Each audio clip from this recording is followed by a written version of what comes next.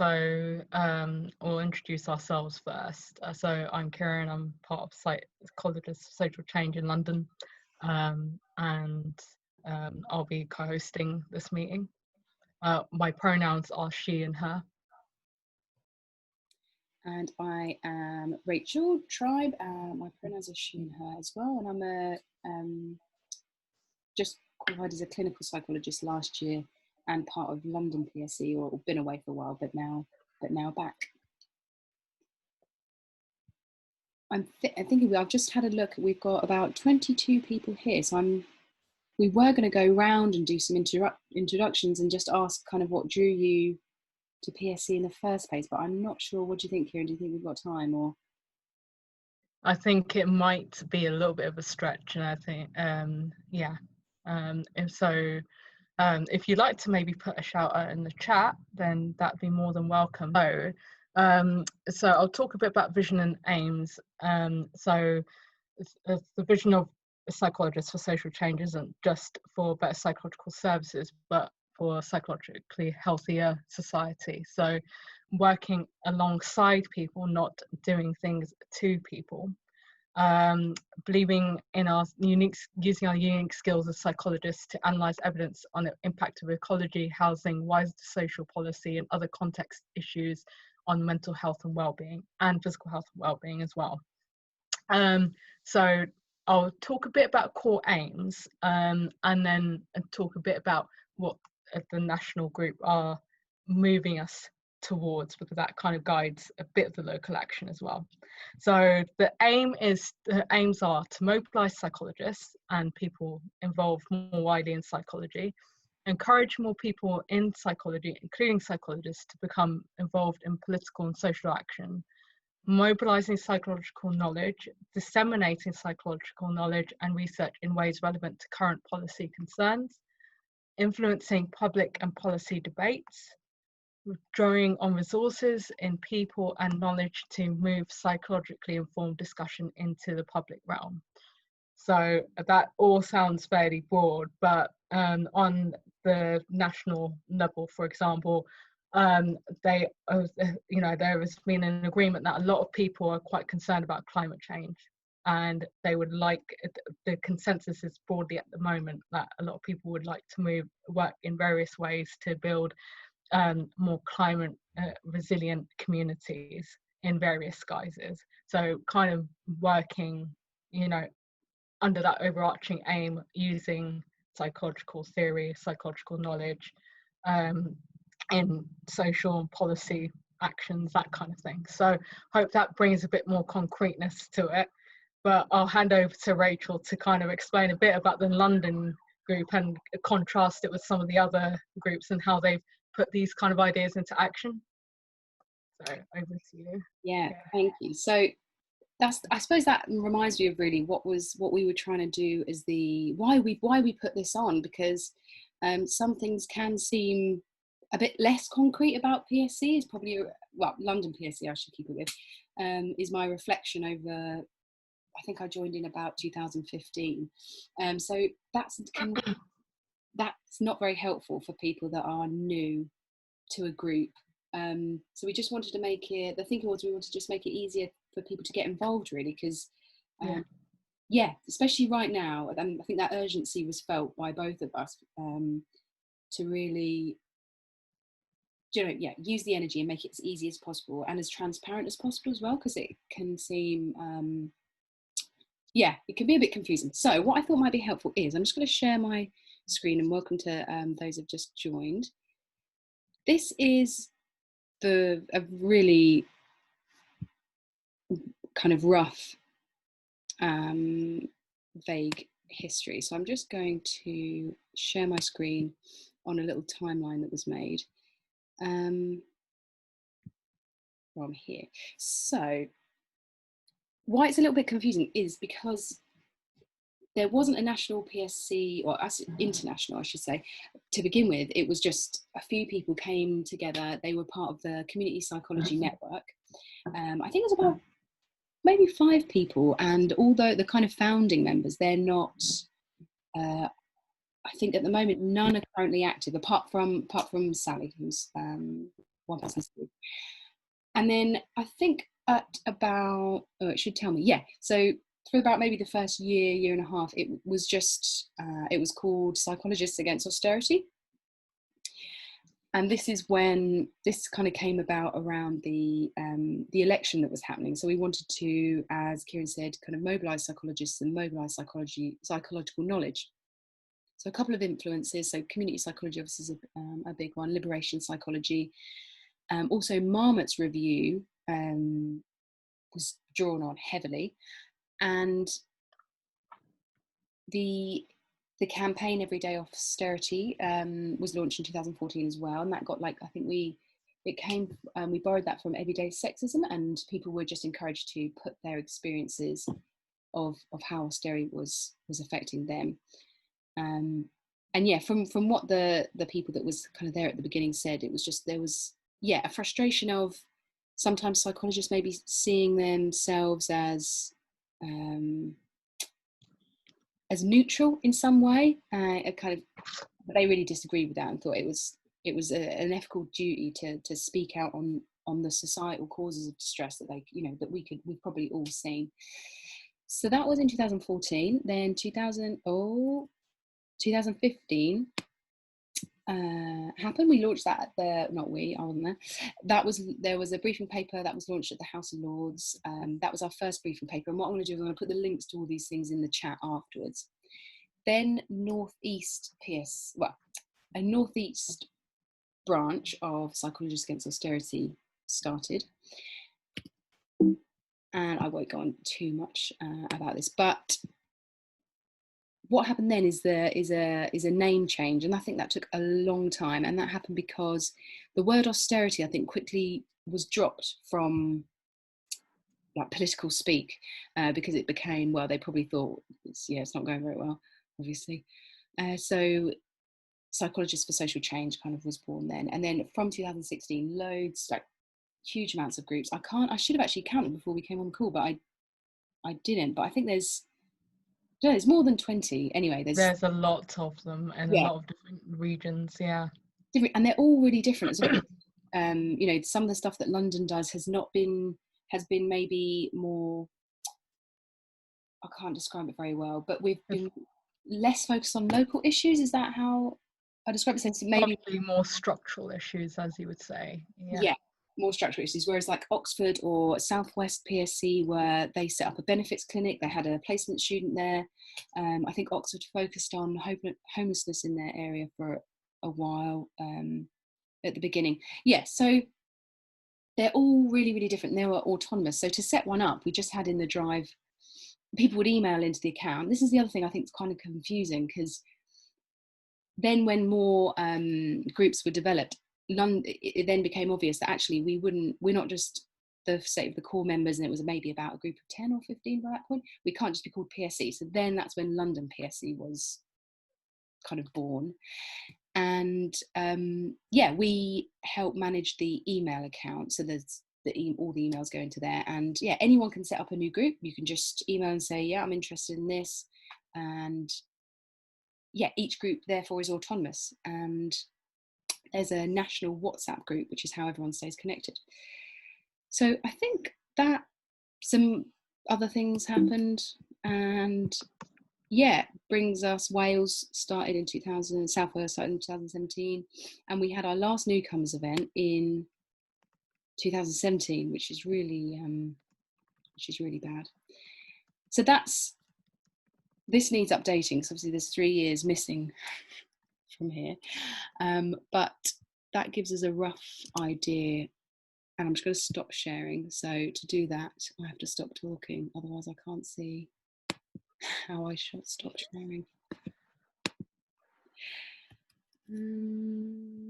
So we can go into sort of more current things that are being done to fill that gap a little bit. So a few of us are, for example, looking at structural racism and in the context of COVID, and have put out some actions around that. For example, an open letter to the NHS on its 72nd birthday, looking at creating reflective practice workshops that could, we could share some of the output with wider psychologists for social change. And actually that's not just London PSC, it should be said, that's actually been virtually in quite a few different areas. So in some ways the pandemic and moving completely online has meant that people who wouldn't normally necessarily work together are actually working together on different issues.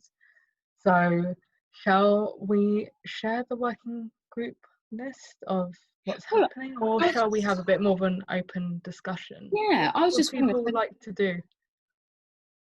Because I reckon, because when you're in it, it's really hard to see what's not clear. So maybe, we could go for questions. So if anyone if they were coming with particular questions to this night, or just put them in the chat, or just feel free to unmute yourselves and ask anything that you think could be useful to cover. We'll go through a bit more of like working groups and things, but yeah, is there anything anyone's come with? Can I ask a question? Yeah. Go for it. I guess it all sounds brilliant, and thanks for organizing this. It's really helpful and really good to get to know more about the context and everything. I guess one of the questions that I have is, how does it work with, say, for example, something like a reflective space? Is there like some kind of group agreement, or as a member, is there certain stuff that you expect people to follow? Or I guess with people being from different areas of work or different trusts, is there I don't know, so if we're sharing things, how does it work in terms of confidentiality, for example? Does that make sense, what I'm thinking? As in, is there some kind of agreement that people follow, or how does that part work? To be honest, we're still ironing out what the reflective practice will look like within that particular working group. And all the stuff that you were talking about with confidentiality is the kind of thing that we're reflecting on, because we would like to perhaps be able to share like anonymized audio clips of things that we've struggled with, and internalized, for example. But we need to be mindful that once you have that recording, it is out there, and we want to make sure that it's kind of considered in terms of how it's shared, and that the trust is there. So we do operate on trust here as well, so, and respect in that sense. But it is something that we will be thinking about when that happens. Does that answer your question? Yeah, it does. But yeah, I guess that does answer my question. That's totally fine, and it's okay to kind of figure it out as things progress. It was a kind of curiosity also in terms of being a new member. It's really, really nice to have a kind of informal way to grow and come into something that sounds so valuable. I guess I was more curious if there's something more structured, but that makes sense, that it's kind of figuring it out together and finding the right or more comfortable way to do things as a group. So yes, that does answer my question. Thank you. Yeah, and also it depends on the makeup of a group as well a little bit, because there may be things, we have quite a mixed dynamic, and it's all very democratic in the sense that we all pitch in on our ideas, and we decide what we're comfortable and what we're not comfortable with. But because there's an ethnic mix within the group, there might be things that certain people feel comfortable, that might be more appropriate shared in certain contexts and not, say, other contexts. So we kind of have those considerations that are built in by everyone. That we can only speak for that group. I don't know about other groups, I'm afraid, because that's the one that I'm involved with myself. Rachel, I'm sure you've been involved in some other work. You are involved in other working groups, aren't you? I mean, does that seem fair? When it comes to process? I wouldn't add anything. No, I think that. Yeah. Okay. Any other questions?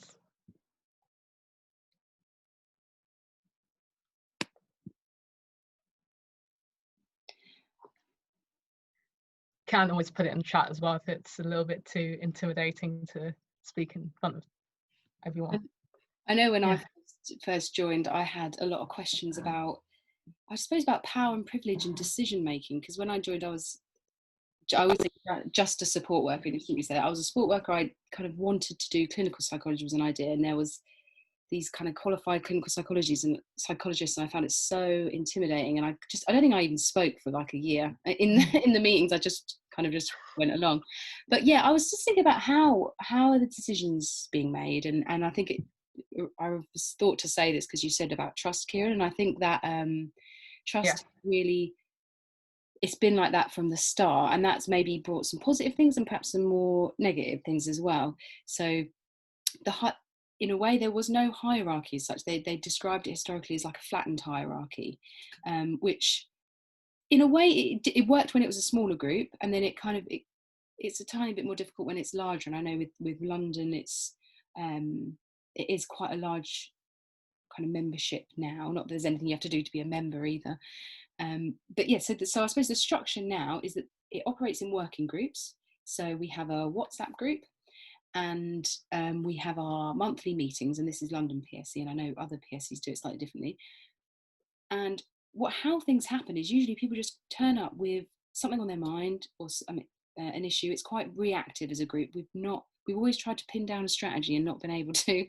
So if anyone's really good at strategy, maybe we could all create a new working group and talk about that. But I think maybe National PSC is chatting about that a bit more at the moment. But yeah, and then a working group's kind of formed, so people split off because the meetings are so short. You can't really do too much in that hour and a half, and that's once a month. And yes, I just saw in the chat, anyone can be added to the WhatsApp, which we can do after, and the email mailing list as well. And then yeah, it's again like an autonomous group would get going. So at the moment there's working groups, the one Kieran was just talking about, which has changed its name in a way, but I think it kind of it started with thinking about inequalities within COVID, and it actually turned into, I don't know, anti-racist action, I suppose. Yeah, so and we actually started Slack for that working group, which worked quite well because a lot of people feel, and a lot of us felt, that WhatsApp can be it can be overwhelming, and also speaking in front of what feels like loads of people in that group. I think there's probably more than 100 members now, can be, again, really... Definitely more than 100 members. Yeah, can be nerve-wracking. So yeah, so there's the other working groups that are constant are blog working group, kind of admin, which includes emails, and social media. And a rep from each of those working groups is meant to be in a coordinating WhatsApp group, which is how it happens. And some things that happen in that group, I'm in that WhatsApp group, and say there can be small discussions there for, like, say if an email comes in and it doesn't need to go to the larger group, decisions will be made there. But yeah, there's a process going on with National PSC where they're trying to think of a better way to do decision making that involves all the other groups as well, because we haven't actually got a set way. So that's just a little bit there. That it might not make too much sense, but I hope that gives you a bit of a flavour about kind of decision making. And I think power and privilege comes into it because I suppose the longer you've been around, the more you understand, and which is why we want to do this Zoom as well, is the more you understand about how it operates, the more easier it is to get in, and we just want to make it much more clear and transparent, basically. I've just seen a question in the chat. Someone would like to find out what groups exist and topics they cover in the London area. Is there a directory? Well, we have a working groups list. But I wonder, Stephen, is there another Greater London group? Yeah, I was wondering, Stephen, did you mean working groups or did you mean like PSC groups? If you could just know. Okay, to be honest, I haven't got a clue. I work in Lisbon, and I'm in the process of moving back to London. Sure. And so for me, this is all new, and I'm very much interested in community psychology. I've got an MSc in psychology of intercultural relations. So I've been working for about 3 years now in Lisbon with migrants from ex-Portuguese colonies. And so we work around sort of issues like cultural adaptation, racism, dealing with racism, migrant rights and those sorts of things. So I was just basically, obviously, I'd be very much interested in sort of working in the community psychology area. And I just wanted to know how, because from what you said earlier, it sounds like there's quite a lot of groups existing, which I didn't know. And so how can I find out? So are you talking about a working group or a regional group? Or because the working groups, oh, sorry, the regional group is tied to a particular area. The working group is tied to a particular theme. So, for example, the structural racism and COVID group, which is about structural inequality, that's the theme of the work, and that's that has become not just a London group. That's become a group that has quite a few different people from different regions, for example, and that's partly the pandemic. It's made it easier to do that, whereas the London group is the regional group, if that makes sense. Right. Okay. Yeah. Thank you. Yeah. So yeah, I don't think there is more than one London group, as far as I'm aware. I think there is one London regional group. If I can yeah. No. Yeah. Yeah. Thank you. Yeah. No worries. Okay. And just on that it can be quite confusing. So yeah, to make it, this is, so there's a London PSC, which, because Kira and I are both from, that's probably we're being a bit London centric, but there's the list I've just put on our website there, and under groups it lists all the groups and kind of how they kind of, so you can contact them on their email addresses to be added to them. So then within the London group, I'm imagining it, that's where like all the working groups that I just we were just talking about, they kind of come down from there. Hope that makes sense. We are meant to be doing a structural type of diagram, but this has been 5 years later, so I don't know. And also the other thing is that it's quite organic. There will be times where people move. They, some groups will be much bigger than others, so it can be kind of difficult to maintain an awareness of that, and that just depends on it being integrated. And that's the thing, it's loose network, so it's not like a one big very integrated organization. For that, a part of the reason for that was so that a lot of the regional groups would have autonomy over how they operated, but it's now pulling that back to keep an awareness of what different groups are doing, so that people can join things and have that almost ability to share and to connect with each other as well. So they don't want to lose that. So they are trying to do that. Can't promise it will always be smooth, but they are trying to pull it all together a little bit. Okay. Yeah, so thanks, Rachel. So Rachel's just popped up the live working group list, and what that's been sent nationally and is encompasses London. So it's a live list. It will be updated. That is the plan anyway. And then it gives you a bit of an idea of what's happening and who's looking for new members and that kind of thing. Or even if they aren't looking for new members in a particular group, that's not a problem. If that's an interest of yours, you can set up another working group, and then you may end up finding that there are other people who want to join you, and you can, why not have a bit of cross connectivity? Because we know, for example, that structural inequality impacts a lot of different areas of life. It might be that your focus is on what you're working on, but that doesn't mean you can't work with another working group on what they're working on and maybe share things. So it allows that fluidity. So, okay, so I'm just going to check back on our little plan, our little agenda. Yeah. While you do that, the other thing I just noted down to say is sometimes it can seem that we're quite psychology heavy as well. So in the past we've tried to not just work within ourselves. We've developed relationships with various other groups. So and that again, that goes up and down depending on because everyone does this in their spare time, obviously, so capacity can change really dramatically. So we've before we've done things with mental health resistance network, DPAC, which is Disabled People Against the Cuts, things like we've gone on protests with them. There was not too long ago, we worked with the Radical, some ed psychs were in the group, because kind of membership also changes a lot as well, but there was quite a few ed psychs, and we worked with State of Minds, which is a social enterprise, and the Radical Education Network, I think I might have said that wrong, to work with some students on producing a letter to Ofsted, because they were changing the criteria, and I think a blog and some other actions came out of that. So yeah, things can happen in partnership, which we try and do a lot of, because we know that we don't have the answers.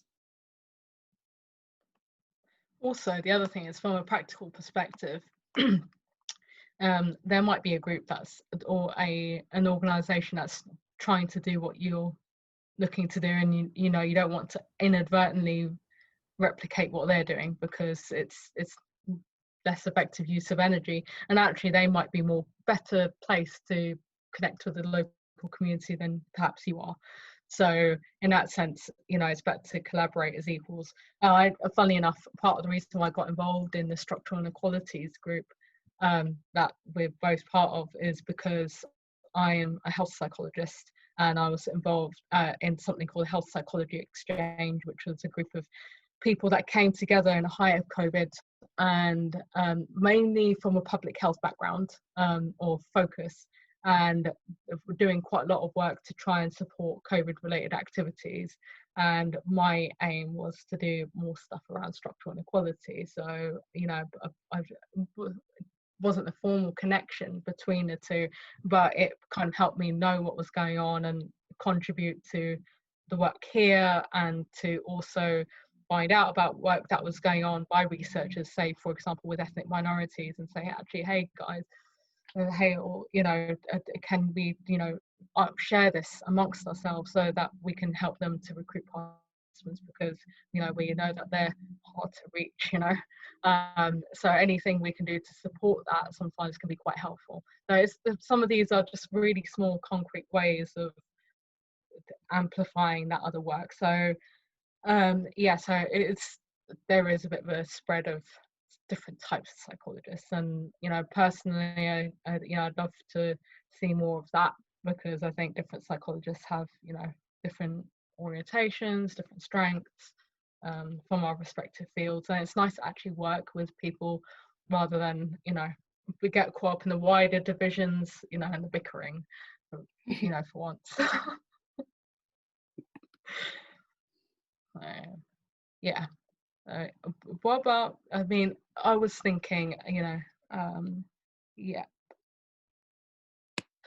So of London PSC, so that's from the actual just WhatsApp group, you know, that in terms of the number of members in there. Generally speaking, there'll be some people that are really active in the WhatsApp group, others may not be so active, but you know, in terms of meeting people, it's sometimes easier right now to do it through the meetings themselves, in order to connect with people.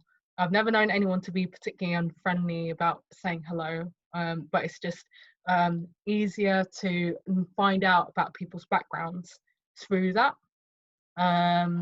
So that, I mean, there's not really a directory of members, because again, people come and go.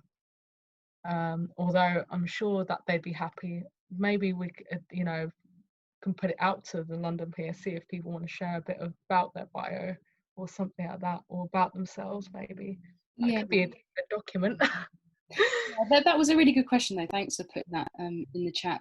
But yeah, as Kieran said, there's not a list as such, but it can be. I suppose that's the thing. And the mailing list is quite big too. Sorry, go on. Yeah, exactly. The mailing list is really big. When we met face to face, there was that informal time before the meeting and after the meeting, where, especially with new members, you could just kind of like chat, and people would get to know each other and swap numbers, and then you'd make those connections. I think now it's like this, and there's no plan to change it from virtual anytime soon.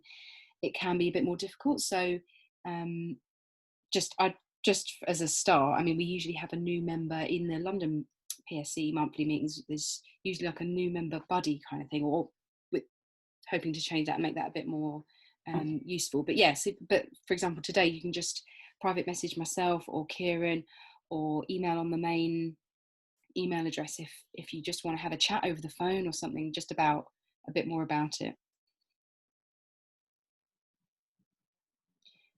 Also, working group, being part of a working group has like naturally allowed a bit more of connection, and actually some of the meetings will end up having things like breakout areas and meet each other kind of informally through that, you know, so it allows us, rather than it being a really massive group where you never get to speak to people, you do actually get to sometimes have that informal, well, you're focused on a particular topic but you're still getting to sort of meet people.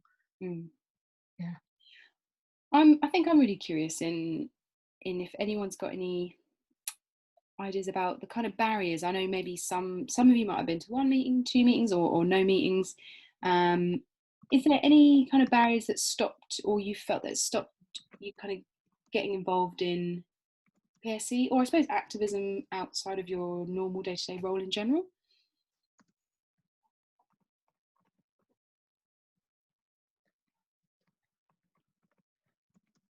Sorry, Rachel, repeat that question again. I wonder if anyone thought there was any barriers to getting involved in PSC. Basically, anything stopping them from either coming to a meeting or maybe speaking out, or kind of following up or making a working group. And I'm asking that question because I want it to be, as people to come away from this kind of short Zoom just feeling like they can get involved if they want to, or they can engage and come to the next meeting and start a new working group if there's something on their mind, or join one that's going. So yeah, if there's anything anyone feels that's stopping them, and criticism or feedback, positive and negative, it's all welcome, because I think hopefully you can tell that it's all quite fluid and unstructured. But that can have pros and cons. I've got a sort of mundane one just to kick it off, which is the time of the meetings. I've got family, and it's sort of evening meetings are just difficult balancing. So I don't know if there's more flexible ways of linking up. I mean, maybe, you know, social media is probably a good option, but that's why I've never made it to a meeting before. That makes sense. I mean, for what it's worth, you know, people don't always get involved in meetings, so they get involved, you know, look at the mailing list, send articles, engage with social media, that kind of stuff. So you don't have to necessarily attend meetings. Fair enough if you have a life outside of this.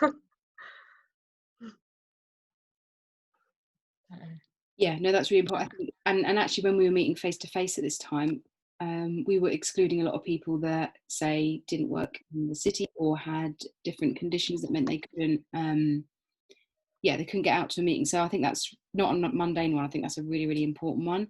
That will feed back. And I just saw another comment from Rachel and about which group to connect to. And no, you're not in the meeting at all. We thought this Zoom might be helpful for everyone, really, because it kind of, there's a lot of crossovers. But what I can do in terms of pointing you to the best group, if you just maybe private message me, not your address, like the town you're in, and then we can send a message to the national group to get one of them to contact you. Is that okay? And then we can link you up. And there's a question from Sarah saying, you're interested in what current initiatives are ongoing in London, or some more detail on how to currently get involved. Yeah. So I would say best way would be to, and butt in, Kieran, if you think this is not right, but would be to join the WhatsApp group, so the London PSC WhatsApp group, and come along to the next meeting if you can make it, which is always the last Tuesday of every month, I think at 7, possibly 7:30. And there you can hear a little bit more about the different things that are going on. I think at the moment there's the working group that Kieran and I are in, which is the structural inequalities one. we just did a lot, a huge push, and so it's kind of gone quiet a bit because we created an open letter and a poster, which laid out a few things that trusts can do, anti-racist action that they can do.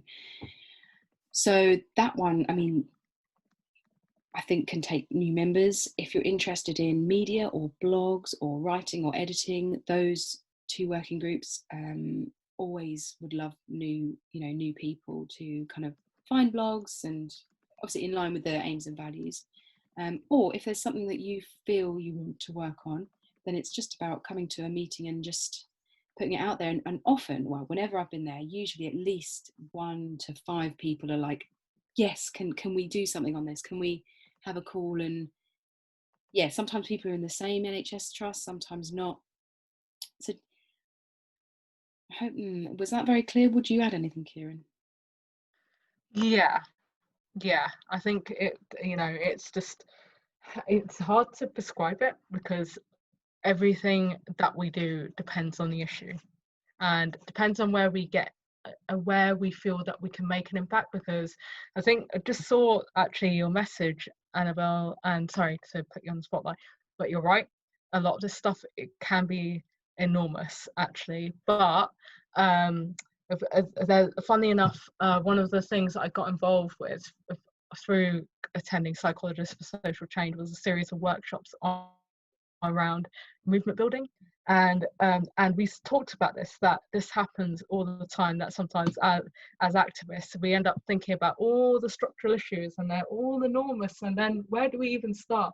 And actually one of the things that I liked about that when I asked that question was, if we can break it down to a problem that we can address on a local level or in our own way, using our own capacity as a group, then it makes it a little bit more manageable, and we need to almost trust that there are other people that are working on tackling the same issues from a different angle.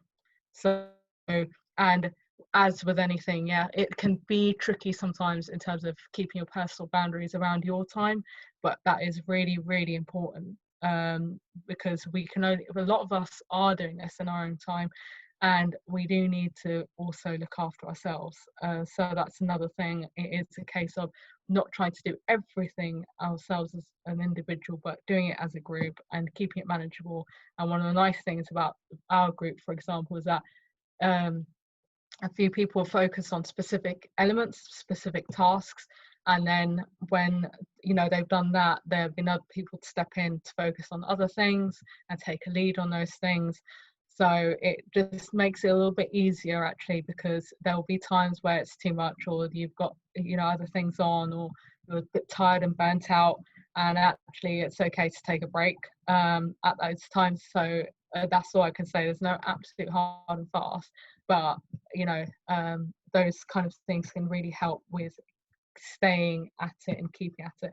I know, and everyone understands that you're doing this in your own time, so there's actually no pressure to keep doing things that are beyond your capacity. That makes sense. I mean, it's fair to be cautious and be aware of your own time and space. It does need to be done willingly, and actually it can be quite fun to do. It can feel like better to be doing these things than not to be doing things, but it does have to be kept manageable. I hope that helps. I think that's really important. And yes, just to reiterate, people come and go, I think, for that very reason.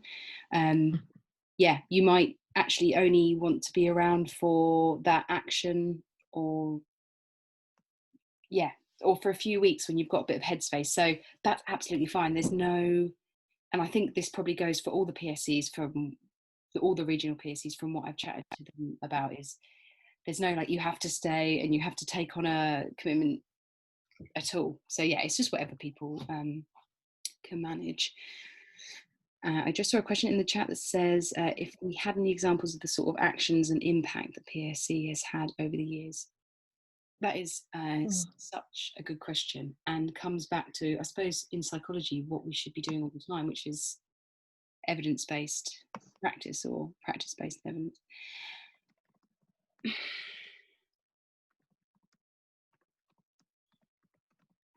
It's really difficult to answer that question. I know that in the something that's going on now, which is the letter and the poster, with some anti-racist action, that we're measuring that at the moment by looking at what feedback we've got from that, from heads of trusts, and where those things are being discussed in what staff meetings. What was the response? Was any action taken from that? And actually, so far, it's been really positive, and there's been a couple of things that are loads of things being shared, and I think are starting possibly be implemented, so that's really positive.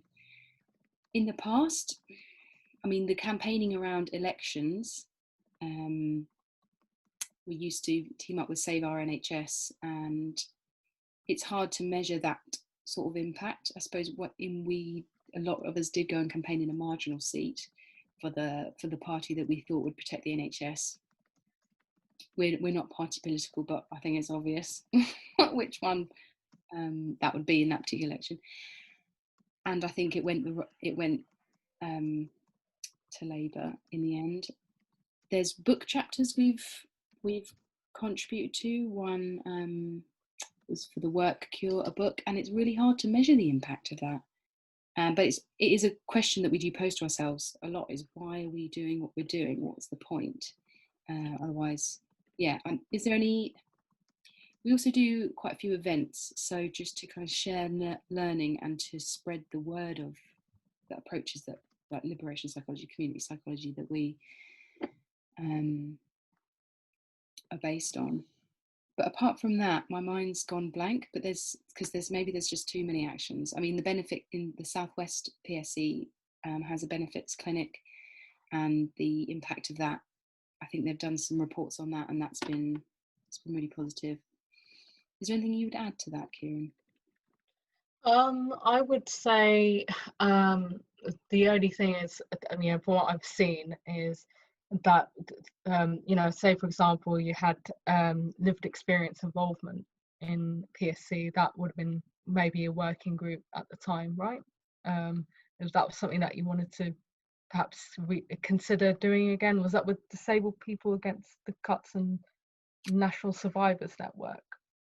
Yeah. So that was concrete. Yeah.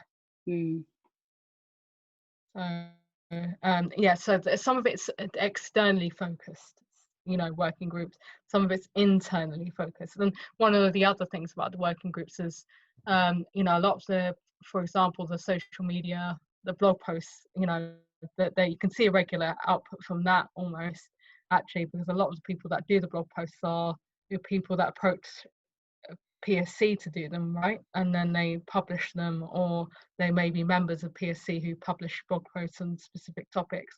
So that is a kind of a specific example of how the working groups have been able to work. So I hope that helps. The other thing that we forgot to mention is that there's other bits of creative things, isn't there, that people tend to share in the WhatsApp channel. So in WhatsApp group, people do share things like campaigns and information about talks. But there have been a couple of bits and bobs where people have shared, I think there was there's been 1 or 2 webinars and things like that. So there's all sorts of room for creativity and introducing ideas. But obviously, it's it's also maybe A, not doing it all yourself, and B, having a little bit of a group around you if you have got an idea to do it, just to enable that to sustain over time. Sorry, I can't come up with anything more concrete than that. And I was just going to follow up with the people that have just messaged about finding your local group. I've saved that in another area, so I'll get back to you. If you could also message me your email address or mobile number so I can get back to you after that, that would be great. I just wanted to pick up something in the chat. Julia said about PSC's impact is kind of related as well to existing and deneutralising psychology and acknowledging that our profession has a political responsibility, which you've appreciated. So yeah, I think that's that's a huge reason why we exist, and why we try and be visible on social media, and why we try and maybe people might see a few things and think a different way about something. So it's just making me reflect now about why it's probably really difficult for London PSC to have ever had a strategy, because there's a lot of different levels where we've tried to have impact, and it feels quite messy, and all the specific. Yeah, I'm gonna think about that. I think one of the things about talking about strategy, though, and one of the reasons why I went on that movement builders course, was to be able to have those conversations about what levels we operate at. Because that was really interesting, because you can operate at a few different levels where you're, raising awareness of, these kind of issues and wider psychology, which I think Psychologists for Social Change does, and you're challenging, current institutions. So, for example, what we're doing with the NHS, and working towards, a more climate resilient community. So one of the things that they did at national levels, agreed to join Build Back Better, which is under the Green New Deal, and it's focusing on, building a green economy to recover from coronavirus. So, in terms of how we do things, it's a bit different to what we're aiming to achieve, but it's also kind of, thinking about how we neaten that a little bit, because then it's easier to then avoid overstretching ourselves. So that is, I think it's something that I can't speak for everyone, of course, but it's an important consideration, I think, going forward. Yeah. And just to answer a quick question, yes, welcome student members. I should have said that at the beginning. Anyone, I think everyone is welcome. It can seem really psychology heavy and clinical psychology heavy in terms of professions, but there's been so many different people with different backgrounds come, and loads of students. Yeah, so definitely they're welcome. Oh, I love that health psychology program that has critical community focus. Definitely want to know about that. Yeah, that sounds really great. Yeah. So, okay. And one other thing I wanted to say that came up with the training was, it can be quite tough to do activism. We know this, but there can actually also be, room for having a bit of fun with it. And I think one of the things that I'd like to, actually, I'm a relatively new member, by the way. I've only been here for about 8 months. So one of the things that I've liked about it is being able to do things like a talk on intersectionality, and share, spoken word performances, from artists that really capture it quite well. So it doesn't have to be, dry. In fact, it's much more fun when it's not. So where there's a bit of room for humour, and actually met some really, really nice supportive people here, encouraging people here. So which makes it a lot easier to do things when they do get tough as well. Yeah. I really agree, and I get, although someone said about boundaries, and actually at times I have definitely probably taken on too much, what with doing clinical training at the same time, but yeah, it's just wanted to come into the WhatsApp group and not post anything. That's absolutely fine. This is the London WhatsApp group I'm talking about. You can just use it however you need to, just for, like Kira said, there's loads of different things. Some of the Black Lives Matter protest things were put in. There's petitions to sign. It's a general chat that you can just read, or you can get more involved if you want. So yeah, proper informal. So yeah, I'll save this chat, and I will add everyone that wants to be added in after this. And someone's just wrote that a barrier that is managing the imposter syndrome feeling. Yes, still massively. When's it ever going to go? And I spoke to a professor who was a year before she retired. She still said that she had imposter syndrome. So might be something that we have to accept for the long term. But certainly in my first meeting, I was really nervous. I didn't really speak that much, although I think initially I did. But certainly I felt a bit intimidated at being around all these other psychologists in a room and people who were interested in psychology. And I thought, well, am I really good enough to be here? But we all, there was nothing to be, afraid of in a funny kind of way. In reality, I wasn't confronted, I wasn't questioned on my credentials, I didn't have to whip out evidence of my qualifications. So yeah, it's not like that. It's definitely much more chilled out than that. Agree. And I especially felt that with, like, I suppose activism as well, because I just saw that word and I just thought, I don't know what that is. I don't think I'm doing that. And I still didn't after a few years of being in PSC. I just still felt like that's something else that other people do, or because I agree completely with what Kieran said. I think that feeling of imposter syndrome, and also they're not doing enough when actually you're doing loads, just does stay. But then it slowly goes and goes and goes.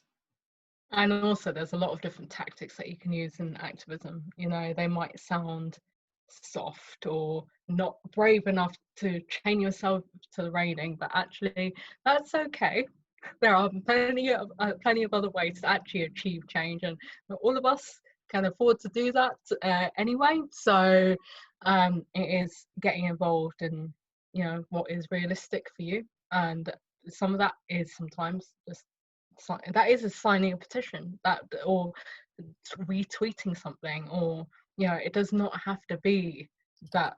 Some of the other stuff that people think of as activism is equally valid. So yeah.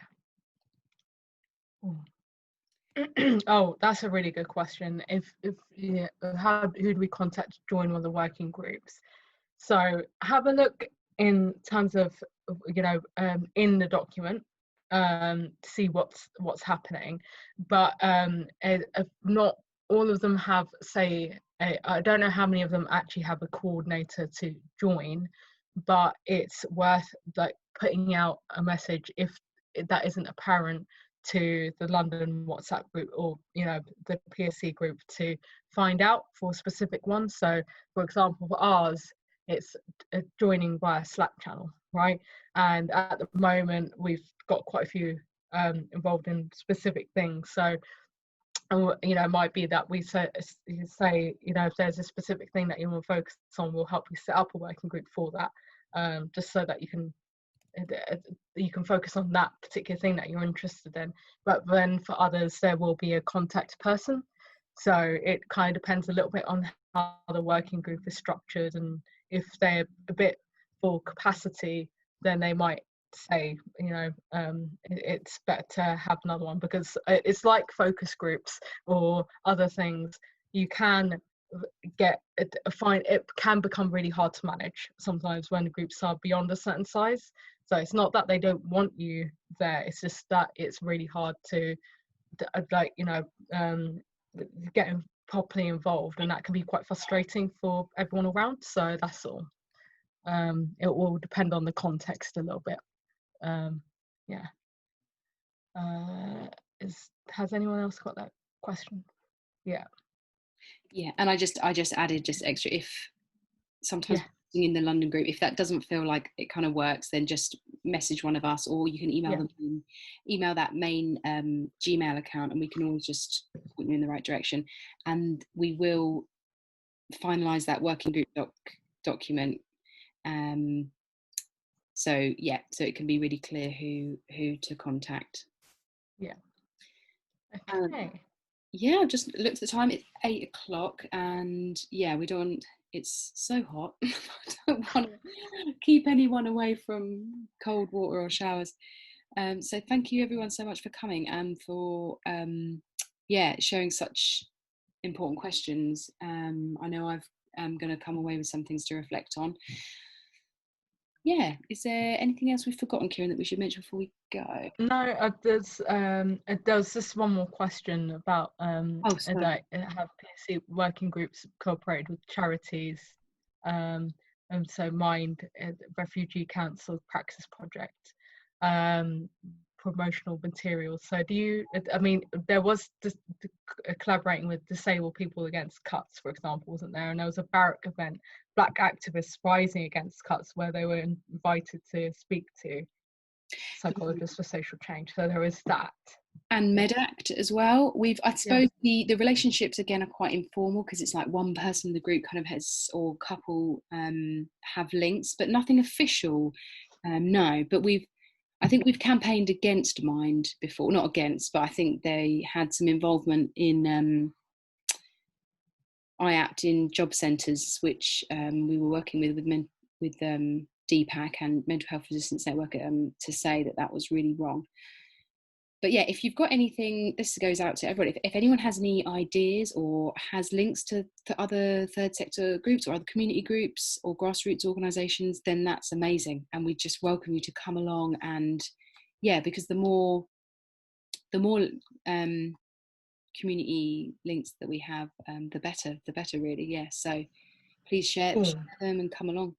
Oh, also to add to that, there might be specific things that you might not agree with some of those other organisations, but you might find that they do agree with you on a specific other campaign. So just because you might not have worked with Mind on that occasion doesn't mean that you would work against them on a different one. Totally. So it really just depends on the context. Bring it up, bring it on. Completely agree. Yeah. Well, thank you everyone, and I'll save this chat and we'll add the people to the WhatsApp group who said they wanted to, and I'll get back to everyone that a couple of people that said about their other regional groups. Okay, cool. Thank you very much. And we've saved the chat as well. So if there's anything we haven't answered now, we will save that and get back to you. Yeah. Okay. Cool. Bye. See you later. See you.